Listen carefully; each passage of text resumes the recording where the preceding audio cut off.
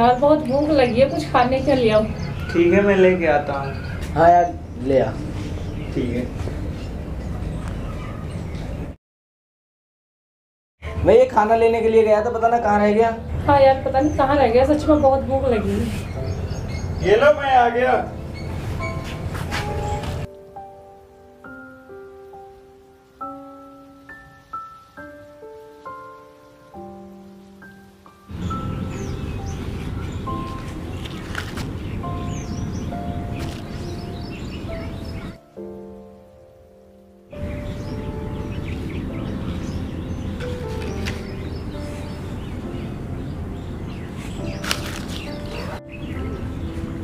ये तुम दोनों क्या कर रहे हो? हम अपने अल्लाह को शुक्र अदा कर रहे हैं। हम अपने भगवान को शुक्र अदा कर रहे हैं। यार बुरा मत मानना, मैं तुम्हें हर्ट नहीं करना चाहती, लेकिन मैं तुम्हारे भगवान को नहीं मानती, क्योंकि तुम्हारे भगवान का मैटर मुझे समझ में नहीं आता। हमारे भगवान का क्या मैटर है जो तुम्हारे समझ में नहीं आता? तुम ऐसे कैसे हमारे भगवान को बोल सकते हो? अच्छा ये बताओ, क्या जानते हो तुम अपने भगवान के बारे में? हाँ पूछो, क्या पूछना है तुम्हें? सबसे पहले तुम्हारे 33 करोड़ देवी देवता है, शिवलिंग, यानी कि तुम लिंग की पूजा करते हो। रामायण की बात करें तो हनुमान जी इतने बड़े थे जिन्होंने सूर्य को निगल लिया था। अगर हनुमान जी इतने बड़े थे तो सारी सेना को अपने हाथ पर रखकर एक बार में ही समुद्र सारी सेना को पार करा देते। तुम्हारे राम जी को बंदरों को सहारा लेना पड़ा। बताओ कैसे भगवान थे? तुम्हारे भगवान श्री कृष्ण कहते हैं कि सब में भगवान है, सब मुझ में बसे हैं। ऐसे ना जाने कितने सारे सवाल हैं, क्या है आपके पास सवाल का जवाब? मैं मानता हूँ कि तुम्हारे क्वेश्चन सही है, लेकिन हमारे पास इसका कोई जवाब नहीं है। हम इतना जानते हैं कि हमारे भगवान सर्वोपरि हैं, लेकिन यार मैं तुम्हारे सवाल का जवाब देने में असमर्थ हूँ।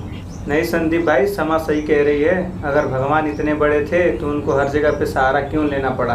अब तो मुझे भी अपने भगवान पे शक होने लगा है। ये भगवान थे या हमें पागल बनाया गया है?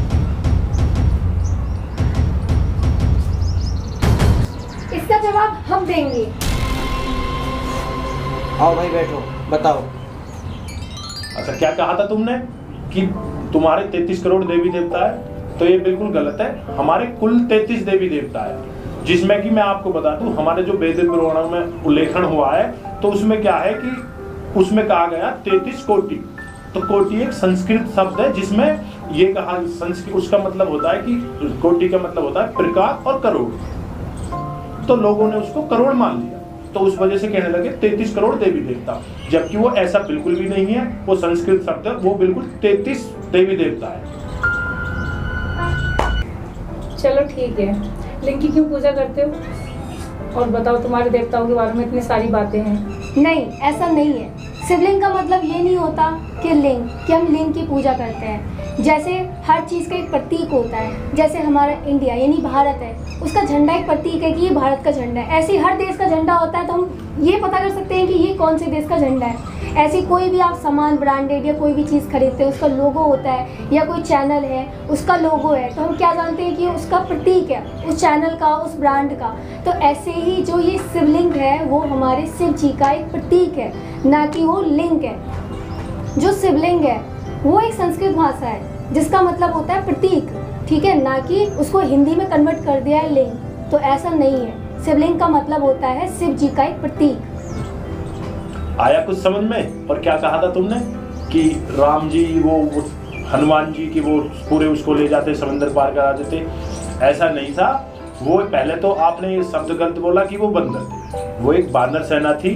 और बात करी जाए श्री राम की, तो श्री राम ने ना ये चीज पहले ही भगवान ने लिख रखी है कि उसकी मुक्ति में राहत होगी। और ये चीज क्लियर उसको भी पता थी रावण को कि अगर मैं ऐसा करूंगा तो मेरी मृत्यु होगी और मुझे मुक्ति मिलेगी, भगवान के हाथों से मुक्ति मिलेगी। तो ये चीज पहले ही थी कि भगवान राम अपने हाथों से उसकी मृत्यु करेंगे और मुक्ति मिलेगी। तो इस वजह से ये इतना बड़ा वो एक सीख मिली, हमें एक सीख दी थी कि ऐसे जिसका भगवान ने जो लिख दिया वो ऐसे होके रहेगा। और दूसरा, उन्होंने अपनी सेवा में, उनकी सेवा करने के लिए वहाँ पे एक गिलहरी तक भी गई थी। वो इतने महान थे। हमारे श्री कृष्ण यानी कि परमपिता परमेश्वर कहते हैं मैं कण कण में हूँ। यहाँ तक कि कण कण में हम वायु देव, अग्नि देव, पृथ्वी देव, हर किसी की पूजा करते हैं। और आपको मैं बताऊं, हम जब एक दूसरे से मिलते हैं तो हम हाथ जोड़कर उसे राम राम करते हैं, यानी कि हमारे अंदर भी भगवान है। और मैं तुम दोनों से कहना चाहूँगी, अगर अपने ग्रंथ के बारे में जानना है, अपने धर्म के बारे में जानना है, तो तुम दोनों को इतने सारे ऑप्शंस मिलते हैं जिसमें कि तुम पढ़ सकते हो, सुन सकते हो, देख सकते हो। आजकल सोशल मीडिया पे भी ऑनलाइन इतने सारे ऑप्शंस हैं। पढ़ना अच्छा नहीं लगता, देख सकते हो, सुन सकते हो, लेकिन अपने ग्रंथ के बारे में, अपने धर्म के बारे में जानो, ताकि आपसे कोई भी ऐसे क्वेश्चंस करता है तो आप उसका जवाब दे सको। और हाँ, मैं तुमसे एक बात कहना चाहूँगा, अगर हमें किसी चीज़ के बारे में, किसी के धर्म के बारे में नहीं पता हो तो हमें उसके लिए ऐसे नहीं बोलना चाहिए।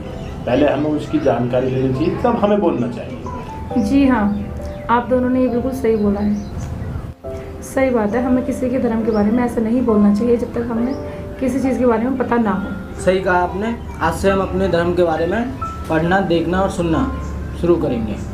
भाई तू सही कह रहा है, हमें अपने धर्म के बारे में पता होना चाहिए ताकि हम किसी के सामने शर्मिंदा ना हो और भटके ना। ठीक है, चलो तुम सब एंजॉय करो अपनी पिकनिक, बाकी अपने अपने धर्म के बारे में अच्छे से जरूर जानो। ठीक है, चलो। राम राम राम जी।